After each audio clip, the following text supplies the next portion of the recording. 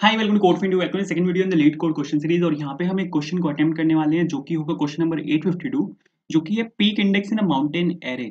एक medium level difficulty का question है विद सम डिसेंट अपवर्ड्स और यहाँ पे कुछ डाउनवर्ड्स भी है, बट ठीक है। क्वेश्चन देखते हैं। क्वेश्चन में आपको यहाँ पे एक एरे दिया हुआ है जिसको ये लोग बोल रहे हैं माउंटेन एरे, और उसमें कुछ प्रॉपर्टीज हैं। एरे की जो फर्स्ट प्रॉपर्टी है वो आपको ये बोल रही है कि एरे की जो लेंथ है वो ग्रेटर देन और इक्वल्स टू 3 है। मतलब उसमें एटलीस्ट 3 एलिमेंट्स तो एग्जिस्ट करते ही हैं, 3 से ज्यादा भी हो सकते हैं। सेकेंड प्रॉपर्टी एरे की यहाँ पर ये है कि उसमें एक आई एग्जिस्ट करता है आपके एरे के अंदर, सच दैट या तो उसमें ये वाला सीक्वेंस फॉलो हो रहा होगा या फिर उसमें ये वाला सीक्वेंस फॉलो हो रहा होगा। आप अगर ये सीक्वेंस देखो तो एक में यहाँ पे हमारे पास लेस देन का साइन है, यहाँ पर हमारे पास लेस देन का साइन है और यहाँ पे हमारे पास ग्रेटर देन का साइन है। मतलब इसका क्या है कि अगर आप ऊपर वाला सीक्वेंस अगर आप यहाँ पे देखो तो ये वाली वैल्यू छोटी है और ये वाली वैल्यू बड़ी है। मतलब जो प्रीवियस वैल्यू है वो छोटी है अपने नेक्स्ट वाली वैल्यू से। ऐसे ही ये यहाँ पे जाएगा और यहाँ तक जाते जाते ये आपके पास यहाँ पे एक पूरा ए आर आर आई तक जा रहा है। ठीक है। सेकेंड सीक्वेंस ये है कि जो आपकी प्रीवियस वैल्यू है वो ग्रेटर देन है आपकी नेक्स्ट वाली वैल्यू से। अगर आपको ये दो कंडीशंस क्लियर हुई हैं तो अब आपको यहाँ पे क्या दिया हुआ है, आपको यहाँ पे एक एरे दिया हुआ है, एक माउंटेन एरे ये इसको बोल रहे हैं। माउंटेन एरे ये इसको क्यों बोल रहे हैं ये हम देखेंगे। जो कि एक इंडेक्स को रिटर्न कर रहा है आई, सच दैट उसमें ये कंडीशन है। अब अगर आप यहाँ पे ये वाला सीक्वेंस देखो ना तो ये यहाँ पे ये जो नीचे आपको सीक्वेंस दिया हुआ है एरे का सीक्वेंस है, जो आपके पास यहाँ पे एरे है उसका ये सीक्वेंस है और ये इन दोनों सीक्वेंस का कॉम्बिनेशन है। कैसे कॉम्बिनेशन है, आप अगर यहाँ पे एक चीज देखो तो यहाँ पे पहले लेस देन का साइन है, यहाँ पे पहले जो आपकी प्रीवियस वैल्यू है वो नेक्स्ट वाली वैल्यू से छोटी है। यहाँ पे भी वही सीन है कि जो प्रीवियस वैल्यू है वो नेक्स्ट वाली वैल्यू से छोटी है, लेकिन एक पॉइंट पे आके यहाँ पे वैल्यू आपकी पीक कर जाती है। ये जो यहाँ पे वैल्यू है ये आपकी यहाँ पे पीक कर गई और उसके बाद इस पीक करने के बाद सारी वैल्यूज अब आपकी प्रीवियस वाले से छोटी हैं। ठीक है। मतलब कि मैं यहाँ पे क्या कहना चाहता हूँ, अगर मैं आपको यहाँ पे एक एरे बना के दिखाऊं, ठीक है, जिसमें जो प्रीवियस वाली वैल्यू है वो नेक्स्ट वैल्यू से छोटी है। मतलब अगर आपके पास यहाँ पे 2 है, फिर यहाँ पे 4 है, फिर यहाँ पे 6 है, फिर यहाँ पे 8 है, तो जो प्रीवियस वैल्यू है वो अपनी नेक्स्ट वाली वैल्यू से छोटी है। लेकिन एक वैल्यू यहाँ पे ऐसी आती है जहां पे वैल्यू आपकी पीक कर जाती है और वो आपकी सबसे बड़ी वैल्यू होगी और उसके बाद आपके पास यहाँ पे सभी छोटी वैल्यूज स्टार्ट हो जाएंगी। मतलब 8 यहाँ पे मेरा पीक कर गई अगर वैल्यू, तो इसके बाद जो मेरी सभी वैल्यूज होंगी वो यहाँ पे सभी छोटी होंगी और ये आपका यहाँ पे एरे होगा। तो ये यहाँ पे इस तरह का हमें यहाँ पे कुछ एरे का सीक्वेंस दिया हुआ है। एंड ये क्या बोल रहा है आपको, क्वेश्चन की अगर आप हेडिंग देखो तो क्वेश्चन की हेडिंग आपको यहाँ पे कहती है कि रिटर्न पीक इंडेक्स इन अ माउंटेन एरे। जहां पर आपकी वैल्यू पीक कर गई है एरे में उसका आपको इंडेक्स रिटर्न करना है। जैसे यहाँ पे ये 0 है, 1 है, 2 है, 3 है, तो थर्ड इंडेक्स पे वैल्यू आपकी पीक कर गई है तो आपको यहाँ पे जो थर्ड इंडेक्स है उसको यहाँ पे रिटर्न करना है। क्वेश्चन ये बोल रहा है। क्वेश्चन की लैंग्वेज थोड़ी कंफ्यूजिंग है। क्वेश्चन आसान है, टेक्निकली आसान है, मतलब कोड लिखना आसान है, आपको बस यहाँ पे largest number in an array निकालना है। लेकिन क्वेश्चन की लैंग्वेज बहुत डिफिकल्ट है। अब यहाँ पे इन्होंने इसको माउंटेन एरे क्यों बोला है, अगर आप एक माउंटेन की अगर आप यहाँ पे शेप लो, ये अगर सपोज मेरे पास यहाँ पे एक माउंटेन है, अगर ये सपोज यहाँ पे 0 से स्टार्ट हो रहा है, ये 0 फीट है, ठीक है, फिर यहाँ पे 2 फीट है, फिर यहाँ पे 4 फीट है, फिर यहाँ पे 6 फीट है, फिर यहाँ पे 8 फीट है और सबसे ऊपर ये यहाँ पे 10 फीट है। तो यहाँ पे जो वैल्यू है यहाँ पे पीक कर गई है। ठीक है। आप अगर देखो माउंटेन में हमारे पास एक टॉप होता है जो उसका सबसे हाईएस्ट लेवल होता है, वहां पे वैल्यू पीक कर जाती है, उसके बाद डिक्लिनेशन स्टार्ट हो जाता है। तो यहाँ पे फिर सपोज ये 8 आ जाएगा, ये 6 आ जाएगा, ये 4 आ जाएगा, ये 2 आ जाएगा और ये 0 आ जाएगा। तो आपको यहाँ पे क्या करना है, आपको यहाँ पे पीक इंडेक्स इन अ माउंटेन एरे निकालना है जहां पर आपकी वैल्यू ये पीक कर गई है, इसका आपको इसका इंडेक्स निकालना है। यहाँ पे हमें ये बोला हुआ है करने को। ठीक है। तो आई होप क्वेश्चन अगर आपको क्लियर हुआ हो तो यहाँ पे एक दो एग्जांपल्स देख लेते हैं कि एग्जांपल्स यहाँ पे क्या बोल रहे हैं। अगर आप नीचे आओ, ठीक है, एक सेकंड नीचे चलते हैं। नीचे जाके अगर मैं आपको यहाँ पे एग्जांपल दिखाऊं तो आपके पास यहाँ पे एक एरे दिया हुआ है। आप यहाँ पे देखो जो एरे की कंडीशन थी वो यहाँ पे फुलफिल हो रही है कि आपकी जो लेंथ है उसमें कम, आपकी जो एरे की लेंथ है उसमें कम से कम वो 3 या 3 से बड़ी होनी चाहिए। मतलब एटलीस्ट उसमें 3 एलिमेंट्स होने चाहिए और यहाँ पे मेरे पास सिर्फ 3 ही एलिमेंट्स हैं जहां पर 1 पर वैल्यू पीक कर गई है। तो इसका इंडेक्स आपको यहाँ पे रिटर्न करना है 0 और 1। 1 जो है यहाँ पे वो 1 इंडेक्स पर है तो इसकी इस वजह से इसका आउटपुट यहाँ पे 1 है। यहाँ पे अगर आप देखो तो 0 2 1 0 आपकी जो वैल्यू है वो यहाँ पे पीक कर गई है। ये कौन सा इंडेक्स है, ये यहाँ पे इंडेक्स है 1, तो आपको यहाँ पे 1 रिटर्न करना है।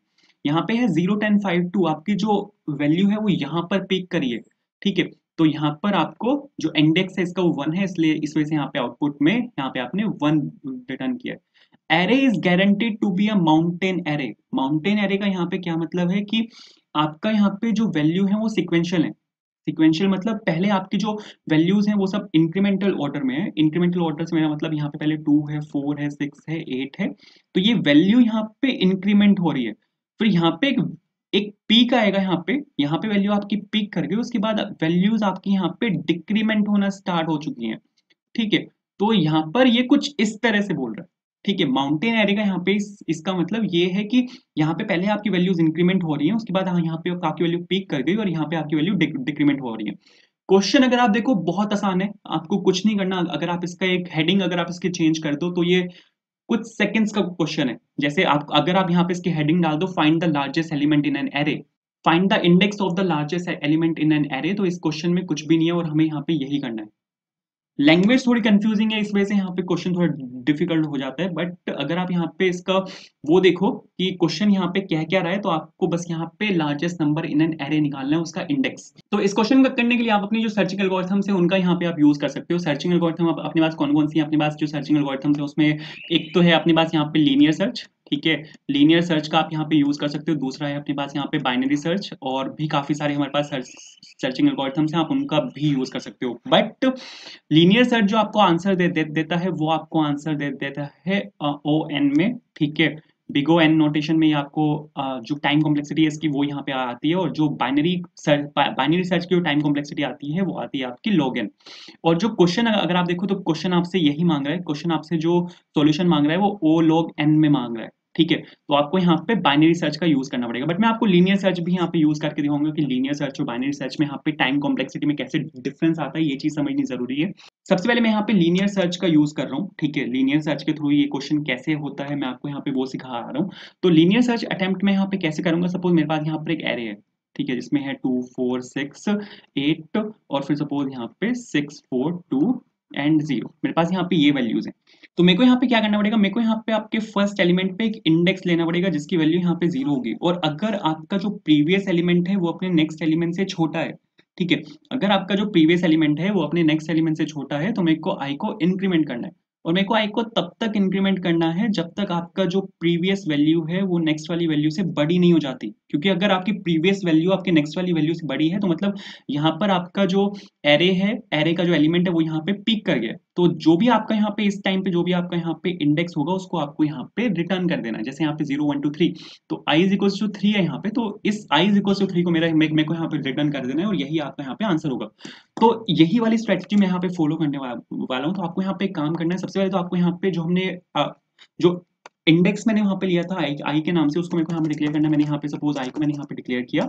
मैं यहाँ पे एक वाइल लूप लगा रहा हूँ, मैं यहाँ पे चेक कर रहा हूँ वाइल जब तक मेरा ए आई इज लेस देन, जब तक मेरी जो प्रीवियस वैल्यू है वो नेक्स्ट वाली वैल्यू से छोटी है, ठीक है, तब तक मेरे को यहाँ पे क्या करना है? आई को मेरे को यहाँ पे इंक्रीमेंट करना है। लेकिन जैसे ये वैल्यू यहाँ पे बड़ी हो जाएगी, मतलब जो नेक्स्ट वाली वैल्यू है प्रीवियस वैल्यू वो नेक्स्ट वाली वैल्यू से बड़ी हो जाएगी, तो ये वाला वाइल लूप ब्रेक हो जाएगा, और उस टाइम पे जो आई का इंडेक्स है उसको मेरे को यहाँ पे रिटर्न कर देना है। तो बस इतना सा सॉल्यूशन है इसका। ये यहाँ पे लीनियर सर्च है, इसकी time complexity big of n आएगी, तो यहाँ पे ये अच्छा नहीं है, क्योंकि अभी तो मैंने आपको सिर्फ 10 एलिमेंट्स के साथ दिखाया, बट अगर सपोज कल को मेरे पास 10,000 एलिमेंट्स हैं तो ये पूरी लिस्ट में उसको सर्च करेगा, और ये कोई इफेक्टिव वे नहीं है। तो अगर मैं आपको यहाँ पे सबमिट करके दिखाऊं, आंसर अपना यहाँ पे एक्सेप्ट हो चुका है। सबमिट अगर मैं आपको यहाँ पे करके दिखाऊं तो आप यहाँ पे देखो ये बिल्कुल सही चल रहा है, और इसने जो टाइम लिया है वो है यहाँ पे 1 ms, faster than only 17.43% of Java online submissions. तो जो आपका यहाँ पे लीनियर सर्च है ये यहाँ पे थोड़ा स्लो होता है, ठीक है। एक और चीज है, आप यहाँ पे एक और चीज यूज कर सकते हो, आप यहाँ पे यूज कर सकते हो फॉर लूप का। मैंने यहाँ पे वाइल लूप आपको यहाँ पे यूज करके दिखाया, बट हम यहाँ पे फॉर लूप का भी यूज कर सकते हैं। फॉर लूप का यूज कैसे कर सकते हैं मैं आपको दिखाता हूँ, एक सेकंड, उसको थोड़ा नीचे ले गया मैं, सही। तो आपको यहाँ पे एक फॉर लूप लगाना है, ठीक है। फॉर लूप सपोज मैंने यहाँ पे लगाया int i is equals to 0 और i suppose less than ARR dot length, और यहाँ पे सपोज मैंने ले लिया इसको i प्लस प्लस, ठीक है। अब मैं यहाँ पे चेक कर रहा हूँ, अब आपको यहाँ पे एक चीज है यहाँ पे कि मैंने यहाँ पे लोअर एलिमेंट चेक किया था, ठीक है। कि अगर आपका एलिमेंट यहाँ पे लोअर है, मतलब जो प्रीवियस वैल्यू है वो छोटी है आपकी नेक्स्ट वाली वैल्यू से, तो आप यहाँ पे i को इंक्रीमेंट कर रहे हो। ठीक है, बट आई तो यहाँ पे फोर लूप अपने आप इंक्रीमेंट कर देता है, तो यहाँ पे मेरे को आई को अलग से इंक्रीमेंट करने की जरूरत नहीं है। तो अब मेरे को यहाँ पे ये वाली कंडीशन नहीं लगानी, अब मेरे को इसकी रिवर्स वाली कंडीशन लगानी है कि जैसे ही मेरा जो नेक्स्ट एलिमेंट है वो छोटा हो जाएगा अपने प्रीवियस एलिमेंट से, वहीं पे मेरे को इसको फोर लूप को ब्रेक कर देना है और उसी इंडेक्स को मेरे को रिटर्न करना है। मैंने सपोज यहाँ पे लिखा ARR_i, अब मेरे को उल्टी कंडीशन लगानी है। ठीक है, अगर आपका जो प्रीवियस एलिमेंट है वो ग्रेटर है आप अपने नेक्स्ट वाले एलिमेंट से, तो उस केस में आपको यहाँ पे आई को रिटर्न कर देना है। ठीक है, बस इतना सा काम करना है आपको।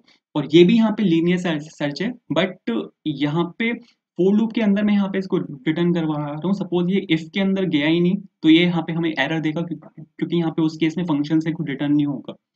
तो उस केस में आपको यहाँ पे रिटर्न करना है -1, मतलब वैल्यू आपकी यहाँ पे एग्जिस्ट नहीं करती। आप यहाँ पे सिंपल सा ये बोल रहे हो, बट वैल्यू हमारी एग्जिस्ट करती है, क्योंकि ये यहाँ पे जो आपका जो एरे है वो उसमें एटलीस्ट 3 एलिमेंट्स हैं, बट फिर भी -1 कंडीशन मैंने यहाँ पे डाली रन कोड करके। अगर मैं आपको यहाँ पे दिखाऊँ तो बिल्कुल सही चलना चाहिए। तो एक सेकेंड देख लेते हैं, बिल्कुल सही चल रहा है। सबमिट किया मैंने यहाँ पे इसको, एंड सबमिट करने के बाद अगर आप यहाँ पे देखो तो बिल्कुल सही चल रहा है। आप अगर यहाँ पे देखो तो 1 ms faster than only 17.43% of Java online submissions, तो ये भी बहुत स्लो है। अब आप डिफरेंस देखना बाइनरी सर्च में, अब बाइनरी सर्च देखना कि बाइनरी सर्च चीजों को कैसे फास्ट बनाता है। लेकिन सबसे पहले बाइनरी सर्च हुआ कैसे करता है, एक छोटा सा इंट्रोडक्शन मैं आपको यहाँ पे दे देता हूँ बाइनरी सर्च का। एक सेकंड, मेरे को यहाँ पे एक एरे बनाना पड़ेगा तो ठीक है, यहाँ पे एक एरे बनाया सपोज मैंने, और सपोज यहाँ पे मैंने लिया 2 4 6 8 10 12, और सपोज 10 8 और 6 और 4। ठीक है, और यहाँ वैल्यू जो है आपकी वो यहाँ पे पिक कर रही है, तो आपको यहाँ पे ये वाली वैल्यू निकालनी है। बाइनरी सर्च में क्या होता है, बाइनरी सर्च में हम हाफ ऑफ द लिस्ट को डिस्कार्ड कर देते हैं। कैसे करते हैं, आपको यहाँ पे एक लो लेना होता है। लो आपका यहाँ पे 0 है, ठीक है, लो इंडेक्स आपका यहाँ पे 0 है, और ये आपका यहाँ पे हाई इंडेक्स है जो कि यहाँ पे सपोज आपका 10 है। ठीक है, तो आप यहाँ पे क्या करते हो, बाइनरी सर्च में आप सीधा उसका मिड कैलकुलेट करते हो। ठीक है, यहाँ पे सपोज मैंने इसका मिड कैलकुलेट किया और मिड सपोज बाय चांस यहाँ पे ये आ गया। ठीक है, ये आपका यहाँ पे मिड है जो कि यहाँ पे सपोज 10 है। अब आप यहाँ पे चेक करोगे कि आपका जो नेक्स्ट एलिमेंट है, ठीक है, अगर आपका यहाँ पे जो नेक्स्ट एलिमेंट है वो अब भी इंक्रीमेंटल ऑर्डर में है, मतलब यहाँ पे ये वाली जो हमारी कंडीशन थी, अगर ये वाली कंडीशन आपकी यहाँ पे सेटिस्फाई हो रही है, ये वाली कंडीशन अगर यहाँ पे आपकी सेटिस्फाई हो रही है, जहां पर आपका प्रीवियस एलिमेंट जो है वो छोटा है अपने नेक्स्ट वाले एलिमेंट से, मतलब आपकी जो एरे की वैल्यू है वो अब तक पीक नहीं करी, तो उस केस में आपको यहाँ पे क्या करना है, उस केस में आपको यहाँ पे जो आपका लो है उसको मिड +1 कर देना है। यहाँ पे आपने चेक कर लिया मिड से, यहाँ पर आपके पास ये मिड आ गया। मिड के साथ आप जो नेक्स्ट वाला आपका एलिमेंट है उसको आप चेक करोगे कि कौन सी वैल्यू यहाँ पे ग्रेटर है। ठीक है, यहाँ पे क्या है कि यहाँ पे ये वाली कंडीशन बिल्कुल यहाँ पे सेटिस्फाई हो रही है, जहाँ पे जो प्रीवियस एलिमेंट है वो आपका नेक्स्ट एलिमेंट से छोटा है। तो इस केस में आप क्या करोगे, यहाँ पे जो आपका ये लो है इसको सेट कर दोगे मिड +1, तो आपका यहाँ पे जो लो होगा वो इस केस में यहाँ पे ये सेट हो जाएगा, और फिर आप लो और हाई के साथ फिर से मिड कैलकुलेट करोगे। ठीक है, मिड सपोज अगर यहाँ पे आपका ये आता है, ये आपका यहाँ पे मिड आ गया, उसके बाद आप यहाँ पे इन दोनों को कंपेयर करोगे, क्या ये वाली कंडीशन यहाँ पे सेटिस्फाई हो रही है। इस बार यहाँ पे ये वाली कंडीशन फेल हो जाएगी, तो आप क्या करोगे, हाई को आप यहाँ पे मिड की जगह डाल दोगे। ये जो अब आपका यहाँ पे मिड है ये आपका यहाँ पे हाई हो जाएगा, और फिर लो और हाई के साथ आप फिर से कैलकुलेट करोगे, और आप यहाँ पे फिर से कैलकुलेट करोगे जब तक आपका ये मिड नहीं मिल जाता। तो जो आपका यहाँ पे बाइनरी सर्च है वो यहाँ पे कुछ इस तरह वर्क करता है। फायदा पता है इसका क्या है, फायदा आपने आपने यहाँ पे एक चीज देखी कि मैंने यहाँ पे जो ये आपका यहाँ पे मिड था, ठीक है, ये 10 आपका यहाँ पे मिड था, इससे जो लेफ्ट वाला पार्ट है उसको मैंने छुआ ही नहीं है। ठीक है, मतलब हाफ ऑफ द लिस्ट आपकी ये डिस्कार्ड कर दी इसने। मैं यहाँ पे जो काम कर रहा हूँ वो सिर्फ राइट हैंड साइड काम कर रहा हूँ, जो आपकी राइट वाली लिस्ट है मैंने यहाँ पे सिर्फ उसमें काम किया, लेफ्ट वाली लिस्ट को मैंने यहाँ पे छुआ ही नहीं है। अगर सपोज आपके पास यहाँ पे 10,000 एलिमेंट्स हैं, ठीक है, आपके पास यहाँ पे सपोज 3 4, और यहाँ पे सपोज आपके पास यहाँ पे ये आपका यहाँ पे मिड आ गया 5,000, और यहाँ पे आपके पास सपोज 10,000 एलिमेंट्स हैं, और आपका जो हाई है वो सपोज यहाँ पे लाई करता है। ठीक है, यहाँ पे सपोज 8,000 पे आपका जो हाई है वो यहाँ पे लाई करता है। तो जब आप यहाँ पे चेक करोगे इस वाले मिड पे, ये आपका यहाँ पे मिड आ जाएगा, तो ये जो फर्स्ट 5,000 की लिस्ट है उसको तो डिस्कार्ड ही कर देगा, ये सिर्फ सर्च करेगा इस वाले पार्ट में। ठीक है, नेक्स्ट टाइम पे जब ये 5,000 और 10,000 को देखेगा तो जो इसका मिड बनेगा वो बनेगा 7,500, तो जो इसके लेफ्ट वाली लिस्ट है उसको ये यहाँ पे डिस्कार्ड कर देगा। तो आप यहाँ पे देखो 7,500 और 8,000 के ये कितना यहाँ पे क्लोज आया, और जबकि ये अगर यहाँ पे लीनियर सर्च होता, लीनियर सर्च क्या करता, ये प्रीवियस और नेक्स्ट एलिमेंट को आपस में कंपेयर करता, फिर जो ये वाला एलिमेंट है, ये वाला एलिमेंट है, इसको आपस में कंपेयर करता, फिर ये वाला एलिमेंट इसको आपस में कंपेयर करता। तो अगर ये 8000 तक, तो इसको बहुत टाइम लग जाता। ठीक है, तो इसी वजह से लीनियर सर्च थोड़ा स्लो होता है एंड यहाँ पे बाइनरी सर्च आपका बहुत फास्ट होता है, ये रीजन है यहाँ पे। तो अब मैं आपको ये वाला जो क्वेश्चन है यहाँ पे बाइनरी सर्च से करके दिखाता हूँ कि बाइनरी सर्च से कैसे होगा। एंड आप यहाँ पे देखो लीनियर सर्च में यहाँ पे 17.43% था, बाइनरी सर्च का आप टाइम देखना, बाइनरी सर्च का यहाँ पे क्या टाइम आता है। ठीक है, एक सेकंड इसको थोड़ा सा ऊपर ले आते हैं, बढ़िया। तो यहाँ पे आपको, जैसे मैंने आपको दिखाया था कि आपको यहाँ पे लो कैलकुलेट करना है। लो जो होता है आपका यहाँ पे, वो आपका एरे का फर्स्ट इंडेक्स होता है, ठीक, क्योंकि आप स्टार्टिंग से ही स्टार्ट करोगे तो वो आपका यहाँ पे लो हो जाएगा।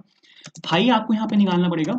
हाई जो होगा आपका, वो होगा आपका एरे का लास्ट इंडेक्स। ठीक है, एरे हमारा 0 से स्टार्ट होता है, तो एरे का जो लास्ट इंडेक्स होगा आपका, वो होगा आपका एरे डॉट लेंथ -1। ठीक है, अब आपको यहाँ पे ये चेक करना है जब तक आपका जो लो है वो लेस है हाई से, मतलब ऐसा नहीं होना चाहिए कि आपका हाई जो है वो लो से पहले ही आ गया।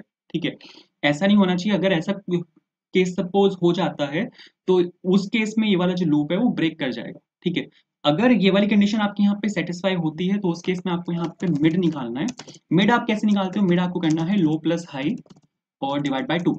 ठीक है, मिड मैंने यहाँ पे ऐसे निकाला है, लो प्लस हाई डिवाइड बाय 2। अगर आपके पास सपोज यहाँ पे 10 एलिमेंट्स हैं, तो 0 प्लस 10 डिवाइड बाय 2, मिड आ गया आपका यहाँ पे 5।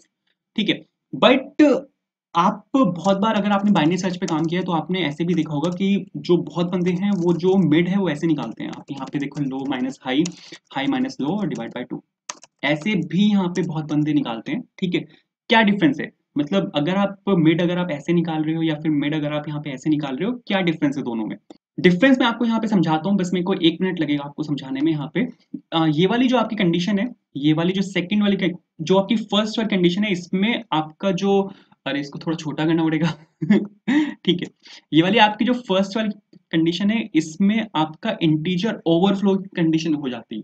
ठीक है, जैसे अगर सपोज आपका जो इंटीजर है उसमें जो मैक्सिमम वैल्यू वो ले सकता है, वो सपोज 100 ले सकता है। वैसे तो 32 बिट वो इंटीजर होता है, 32 बिट इंटीजर बहुत बड़ी वैल्यू होती है, बट फॉर द लाइक, इसको समझाने के लिए मैं आपको यहाँ पे ये समझा रहा हूँ कि 32 बिट में नहीं ले पाऊंगा, क्योंकि 32 बिट के लिए तो भाई बहुत स्पेस चाहिए होगा मेरे को। तो मैं यहाँ पे 100 ले रहा हूँ कि सपोज आपकी जो मैक्सिमम वैल्यू आप एक इंटीजर में डाल सकते हो वो 100 है। ठीक है, 100 से ऊपर आप नहीं डाल सकते। तो सपोज आपका जो लो है एरे का, वो है आपका यहाँ पे 60। हाई क्या है, हाई है सपोज आपका यहाँ पे 80। तो जैसे ही आप यहाँ पे लो प्लस हाई करोगे, जैसे ही आपने यहाँ पे लो प्लस हाई किया, लो प्लस हाई करते ही ये हो जाएगा आपका यहाँ पे 140। 140 करते ही ये आपका जो यहाँ पे 100 है, इससे तो ये आपके बाहर निकल गया। ठीक है, 140 यहाँ पे आपके 100 से बाहर निकल गया। तो ये आपकी कंडीशन होती है इंटीजर ओवरफ्लो की। यहाँ पे आपका इंटीजर जो है उसकी वैल्यू ओवरफ्लो कर चुकी है। ठीक है, तो इसी वजह से हम क्या करते हैं, यहाँ पे ये वाली जो फर्स्ट वाली कंडीशन है इसको हम नहीं लेते। आंसर ये आपको दे देगा अगर आप यहाँ पे डिवाइड बाय 2 करोगे। ठीक है, ये आपको आंसर यहाँ पे 70 आपका मिड यहाँ पे दे देगा। 60 और 80 का जो मिड है वो 70 है यहाँ पे। बट ये वाली जो कंडीशन है, क्योंकि ये डिवाइड करने से पहले यहाँ पे प्लस कर रहा है, और प्लस होते ही आपकी ओवरफ्लो की कंडीशन हो जाती है। बट अगर आप यहाँ पे सेकंड वाले पे आते हो, सेकंड वाले में क्या है, सेकंड वाले में इसने किया 60 प्लस 80 माइनस 60 और डिवाइड बाय 2। ठीक है, यहाँ पे इसने ये किया है। तो यहाँ पे आप देखो कि 80 माइनस में यहाँ पे 60 कर रहा हूँ, तो ये आ जाएगा आपका 60 प्लस 20 और divide by 2। 20 divide by 2 is 10, तो 60 प्लस यहाँ पे आ गया 10। आंसर आपका अब भी 70 ही आएगा। बट आप यहाँ पे देखो, इसमें आपकी इसमें आपका जो इंटीजर है वो ओवरफ्लो नहीं हुआ।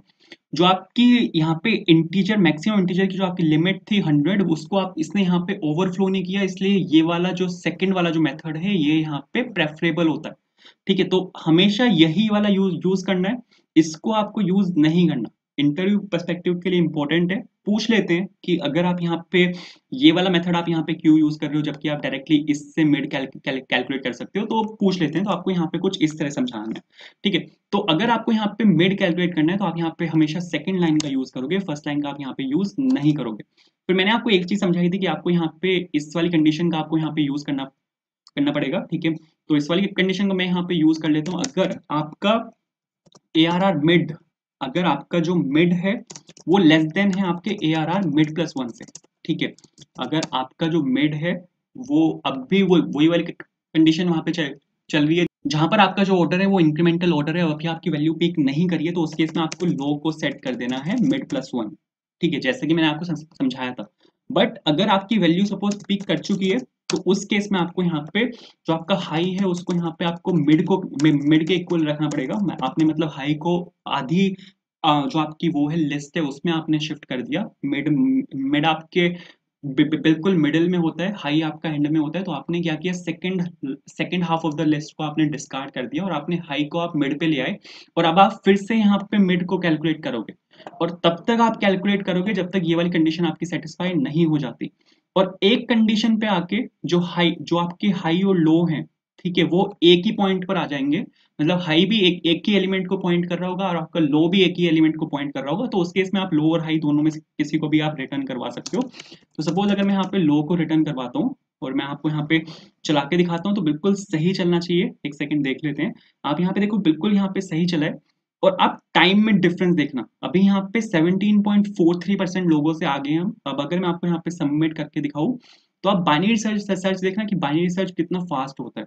तो अगर मैं आपको यहाँ पे चला के दिखाऊं, आप यहाँ पे देखो 0 MF faster than 100% of Java online submissions.